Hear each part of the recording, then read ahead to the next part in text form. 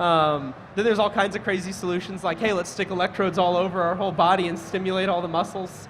That's probably too far. That's probably too far. Isn't that how Neo got his muscles back in The Matrix? Something like that. Okay. And then there's stuff like redirected walking, which is an interesting technology where you can take a space that's, let's say, 20 feet by 20 feet, and by taking advantage of certain problems with the human mind, we're pretty good at knowing how we're oriented in space, except for when we do certain things, like if we're focused on a task, or when we're turning, we actually use our visual system to know how far we've turned. Our legs are terrible at knowing. Redirected walking, if you Google it a bit, it's a technique that'll allow you to take this 20 by 20 space, and by a little bit of prediction and a little bit of misdirection, you can actually make people feel like they're in an infinite space and keep walking around forever. That's something that maybe will go somewhere one day. But for now, we're stuck to joysticks and omnidirectional treadmills, maybe. It actually has made me think about whether we're going to see a resurgence of a next generation arcade being an event space that you go to and you put on the latest VR, and there are omnidirectional treadmills, or 20-foot rooms at least, where we can experience that with other players. Because there's things that, one of the things that caused the downfall of arcades was that an experience that you used to have to go out to do, you could now all of a sudden do at home, and you could do it better and you could do it cheaper. Yeah, and the only arcade games that survived were the ones with the dedicated drums and everything, right? Yeah, exactly. Or Dance Dance Revolution. That's one of the most popular arcade titles out there because it's not something that the average person has the space and money to dedicate to. So maybe you have an arcade resurgence where you have these, omnidirectional treadmills or 20-foot rooms or crazy piece of hardware that you wired yourself in for a few hours for a few bucks an hour. That'd be pretty sweet. We're definitely building a cockpit on a motion platform, wearing the Oculus VR with the joystick fully built out, that we'll do on Star Citizen. Not this year, but next year. I think we're going to do some tours for the community that's backed it, and we'll Please let them sit open down to and the public. If you have the budget, you'll get to experience what it would be like in the dream situation. You're acting like everyone is going to want it. Who out here would spend like a couple $1,000s on a motion platform? Oh, come on, more hands. All right, that's a decent number of hands. Watch out, we got a baller. So we talked a lot about game mechanics now. And Paul, you kind of touched on this. I'm curious to know what you guys think from a storytelling perspective. It sort of falls in line with multiplayer, right? It's like a different experience when you're there with your friends, experience something, than when you just see them on the screen. What do you think in terms of storytelling as game designers? What kind of doors does this open up, and what should we expect to see? I feel like, for me, I feel like motion pictures were just invented again. Like, I don't even know the language yet. Like, in other words, when films first came out, they didn't even understand you could do cuts. That was just nobody had even figured that out yet. It's the same thing here. Like, my initial reaction is, well, you can't do a cut, because in VR, the whole world goes black, and that's really disorienting. So then, what do you do if you want to move the player around? You have to move the story to them, or you have to do things that are disorienting.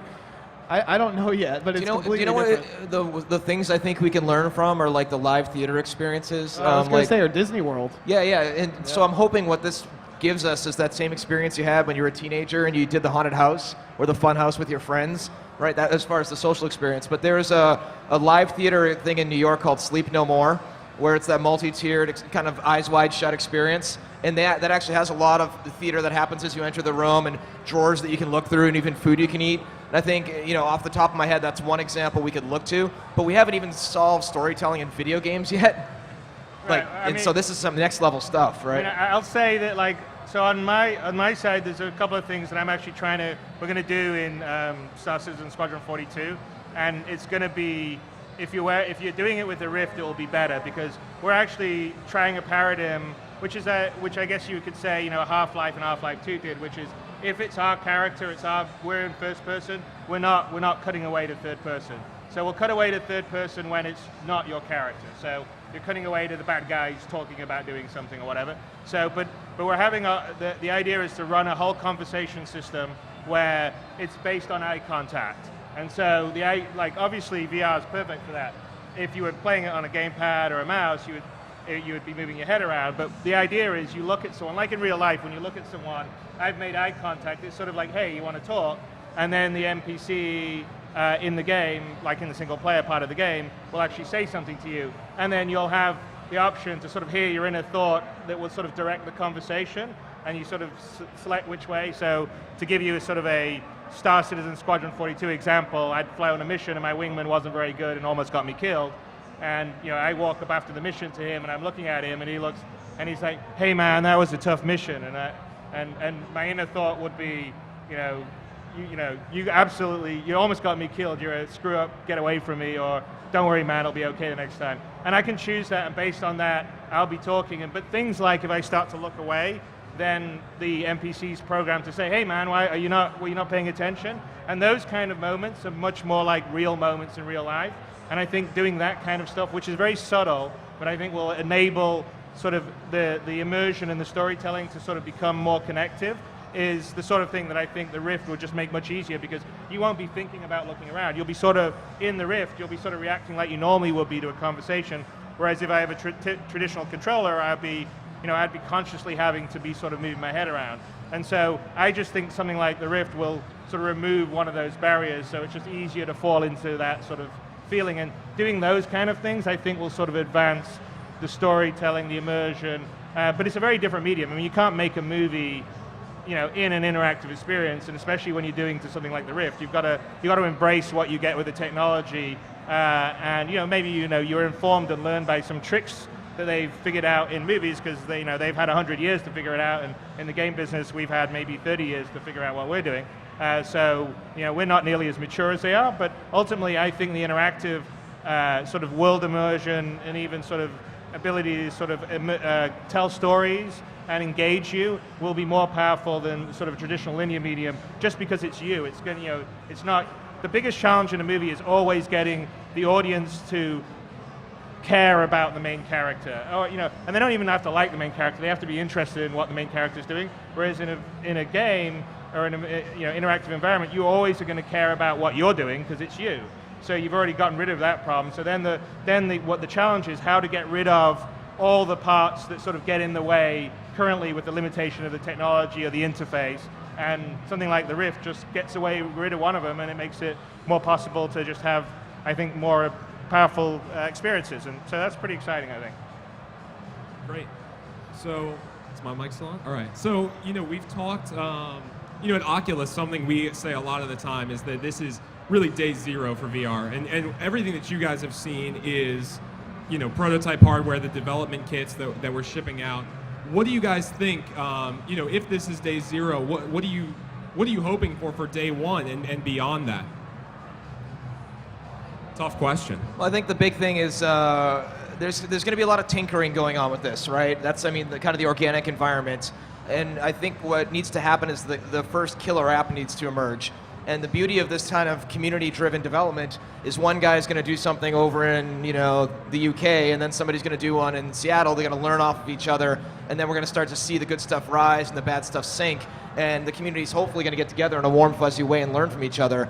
And I'm a big believer of the fact that the next big thing in technology is the thing that slowly got better over time. And when you apply what we have now with the internet and community with this technology, the chance for it succeeding is exponentially higher right now. So I think it's all going to come down to that one moment where it's the killer app that emerges from that primordial ooze of the community. For me, I love PC as much as Chris does, and it is just the most amazing place for innovation to happen. At the same time, when I think about the mass consumer, what I'm looking for the real day that VR breaks out is the all-in-one device. I don't want to plug it into anything. I just want to go to Toys R Us and buy a $400 or $300, whatever it is, put it on my head, plug it in, and I don't have to go on my PC to download a game or whatever. I just turn it on, and there's a shelf, and I pull a game off, and I put it in my cart, and I've downloaded it, and it comes with a controller, or it's just taking video of my hands, or however that works.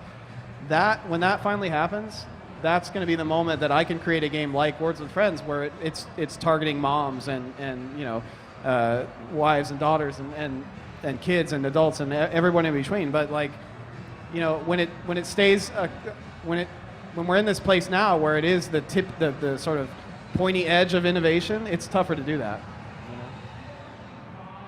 I think you're right, actually. That is where things are going. Mobile hardware right now isn't all that powerful. It can do things that you needed a gaming PC to do 5 years ago, and all of a sudden you have phones now. I have a phone that's a 2 gigahertz quad-core phone with 2 gigs of RAM. That's like the specs of a gaming rig not that many years ago. And in the next few years, things are going to get powerful enough where you do have devices that have all the rendering hardware on board, and everything is just an all-in-one kit. Everything can be built into the headset. You don't have to go out and buy a big PC and be tethered to it. And that doesn't only allow you to have a all-in-one experience, it lets you have something where you can actually go out and walk around where you're untethered. You can do it on your couch, on your bed, on a chair, or like this idea of an arcade experience with a huge room. Maybe it's like laser tag, where you've got people running around a huge space and doing things virtually together that are much cooler than the empty room that they're actually in. That's something that'll become a lot more possible when it's all on the device. So if one of you entrepreneurs out there wants to start the empty room business, it's going to be big in a couple of years. No, I mean, the vision of the future, I mean, I agree. I mean, obviously I'm a PC fan, mostly because I think it's sort of the forefront of innovation, and it allows you to easily try things because you can always upgrade or change stuff. But ultimately, you need, I mean, it moves across into the mass market, and then you need it to be simpler and easier. And I kind of think what Palmer's talking about is what the future is. It's not yet, and it'll be a while, because it takes, there's a reason why PCs are this big and have huge water cooling setups, and draw 600, 700, 800 watts of power, which you just can't put through a tablet. But not that far in the future, you'll basically have a device, and I don't know how small it is, but it won't be particularly big. You'll carry it around with you, and it'll link up. You own your living room, it'll link up to your TV, it'll link up to your controller, it'll link up to your Rift you'll put on, or you're on the plane, you can just be playing it on a smaller screen. You go into your office, it'll link up to your keyboard and your screen, and that's kind of how I think it will go in the future. I'm less of a believer fully in the cloud and more in what I'm just pitching right now, anyway, in the short term. And at that point, I think then it's pretty much universal, and it will be pretty cool and exciting. Right now it's really just how the prices go down and how the components get better, and so I mean, the thing I would like to see on a short term is even higher resolution on the 3D headset, lower latency on tracking, because it's really low, but it could be even lower. Could definitely be lower. Not that I'm an expert, but Palmer was giving me a lecture on how this is. I was like, it's pretty good. He's like, no, this sucks. By the way, you can get it down half this much. You're right that I was right. Latency can be much lower. Latency is a big problem that we're working. Well, I don't want to say it's a big problem. It is a problem, and it can get better. We're already at a good point, but there's always room for improvement there. Higher resolution is something that luckily is going to happen independent of whatever we do. The display industry isn't being driven by Oculus. It's being, or even VR in general. It's being driven by the mobile phone industry, where it's all about Thank you, Apple. Thank you, Samsung, for cranking out displays like this with ridiculous amounts of resolution. Well, and thank consumers for thinking that higher numbers are always better. As long as that stays in place, resolution is going to be in a good mind. And I mean, like you said, the device you described, how cool would it be when everybody has a handheld mobile device with a lot of computing power, and it can connect to a network? I mean, that will be a cool day. Yep. So we only have about less than 10 minutes left, and I do want to open it up to questions just a tiny bit in the last couple minutes. So to wrap up my last question, if you're in the audience today, or you're an average gamer sitting at home, what's the one thing I should be most excited for in terms of VR, hopefully? Oh, that's a good way to phrase this. I'm worried about what you're going to say, Cliff. You are going to finally have a portal to a million other new worlds that you can fully breathe and experience like a dream. I mean, it sounds like the back of the box shit, but it's true. And it's actually at the point where the technology is good enough and the price is good enough that it's no longer going to be a novelty. And we have a hell of a mission to try and crack this thing. I think it's creatives. I think that the thing I'm most looking forward to, and I think Chris is probably going to be one of the first to deliver this, is the ability to experience the worlds that I love in a completely new way. And I mean, it's hard to describe, and you guys can go check out some of the demos and you can see it, but you just don't realize it. Like, for instance, we created this game, and we're prototyping this thing, and on the screen we have this block, and it looks like a certain size. And you put on the Rift, and you look at this block, and it's like, holy crap, that thing is huge. You just don't even realize it. But when you're standing in front of it and you're looking at it, you're like, wow. And I think about these worlds that I've loved to play in my whole life, and the ability to see them from this new perspective, that's what I think we have most to look forward to. I think the things I'm looking forward to, there's two things. One is hardware. the hardware we have right now, yes, it's impressive. Yes, people, they're really excited about it. You guys are excited about it, but it's going to get so much better. People try this, they say it's great, but there's so much better that we can do. So I'm a hardware nut, so I'm really excited about where hardware can go. The other thing is, I think Star Citizen will be a good example of this. A lot of what keeps people playing MMOs is not, oh, the gameplay is just so good, or, oh, I just love these graphics so much. It's because it's a shared experience. It's something that people can do together, and it's about that human relationship.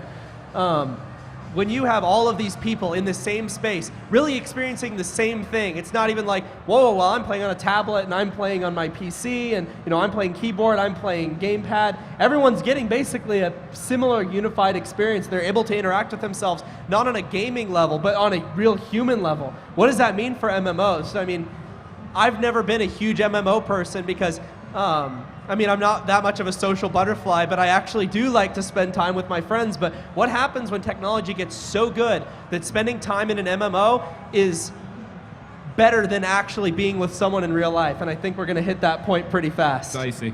All right. Chris, you want to finish this off? Actually, the one thing which I guess we're all sort of assuming, and maybe I should say for the audience, is the one thing that something like the Rift really does is, there's stereoscopic 3D was kind of something people want to do in the films, and then you saw it on TV. Generally, it works better for games because you're actually rendering the left and the right eye properly, but you still have the issue of crosstalk, even with active shutter displays. And when you're wearing the Rift, there is no crosstalk. It's much more natural. It's a proper 3D. And so the thing you get, besides just being able to look around an environment, is you get, which is sort of what I think you were referring to in terms of the size. Scale. You get this Scale sense of of things. scale, and really distance surprising. from you. And I have to say that, for me, even when in the early days when I was doing some prototyping on Star Citizen, I did some stereoscopic stuff, not even on the Rift, just a straight test. And if you ever go watch the 3D movie, generally they don't work that well. But the things that usually work well are flying sequences, because there's a lot of there's discrete objects, and there's a lot of distance separation between between the two. Yeah, so it works really well. And so when I fired up the cockpit in 3D, and we actually had the HUD, and actually had the HUD program to do different things in 3D, so it was like Iron Man, where it would zoom and scope and target people. I was like, oh my God. And I went back to 2D, and it was completely flat. And it was a completely different experience than I felt when I would go to the theater and see 3D, because a lot of times I'll actually deliberately see a 2D film at a theater rather than a 3D film, because I don't like wearing the glasses, and it's usually, you lose a lot of light because you've got these passive glasses you're wearing. And so the moment I put that on, and I was like, oh my God. And then you take that with the Rift, which is a whole nother level, because it's just natural, you're looking around.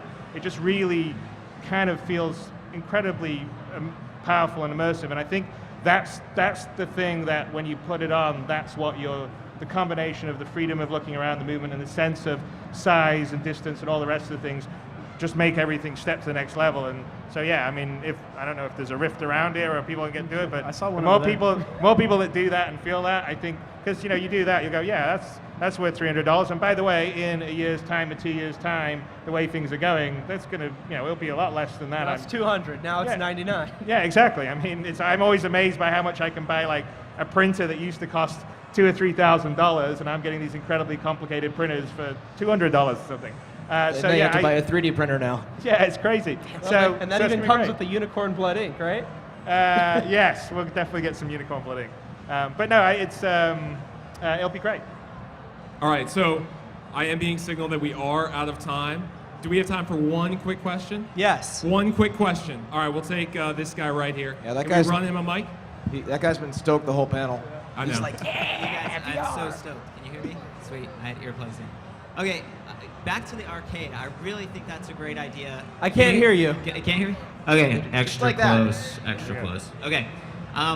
The arcade thing seems like such a great idea, and I think what would be even cooler than an empty room is a room with peripherals that you can scan into the game, and then you can be like, oh, I'm gonna go interact with this elephant over here, or here's the cockpit, and then you're interacting with real life objects, and then you can use your actual senses to get closer to those. Imagine scanning your girlfriend in and skinning her, and then you can tap into the content of people instead of the visuals. How do we get there? How do we get peripherals from I'm holding a controller and connect that to the virtual reality experience of the Oculus or of other. This is how we get there. When you wear an Oculus for the first time, and a lot of other people do, it's all of a sudden going to be obvious to all of us that this little controller just doesn't work anymore. That's going to drive that, I think.